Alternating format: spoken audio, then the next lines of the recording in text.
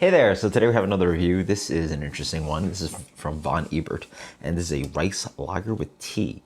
So that out of Portland. This was canned about two plus months ago. Right? Yeah, let's go with something like that. Interesting. Von Ebert. So von Ebert, one of the breweries that Jeff Hallworth definitely likes.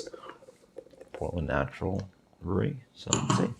There's Portland Native Brewery. Beer is wonderfully light and straw, a very pale beer. Wonderful clarity on that. Wonderful tight white head. Looks pretty nice, yeah.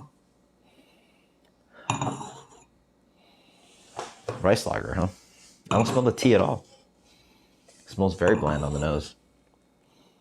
Which is just like, domestic macro lager. Cheers. On the palate, I definitely get a little bit more full grain on this, but full malt. Honestly, full blind, this is very close to a macro beer. The tea is definitely very subtle.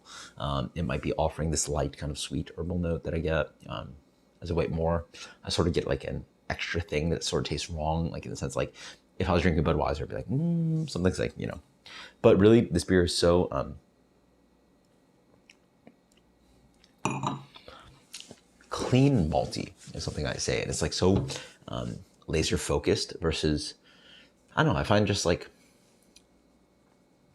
maybe I need to drink some more macro beer, but some of those macro beers just don't have as much clarity to them, right? Like the flavor is not so cleanly malt. And this is obviously not a full malt beer. There's rice in here, but like there's something so distinctly like almost German, like in their precision of like the malt, like it's hard to describe, but like there's a malt note that sort of sings at a different character with like, again, German pale lagers versus American beers or the macro lagers. And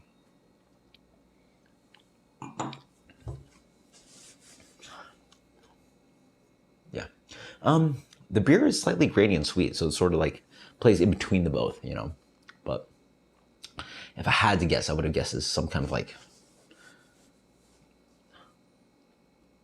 a American lager adjacent beer. Like, I don't know, like it just doesn't have what makes American lager American lager. And I'm just thinking about like beers like Coors, Bud, Miller. They're sweeter, right? They're sweeter. They tend to be a little bit sweeter. And there's that cut of that kind of like sweet herbally tone of the tea that sort of like, pushes you away. So anyway, it's a very macro-y tasting beer.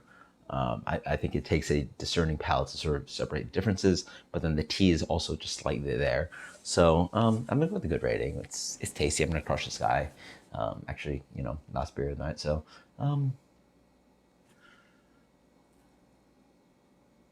84, like 84. Yeah, sure. Perceptual shift. I mean, it's so close. Whatever. Let's just give it a solid 80. It tastes very close to macro beer. It doesn't have too much character. It's tasty. It's drinkable. It's crushable. High utility. 80. Sure. Whatever. Later.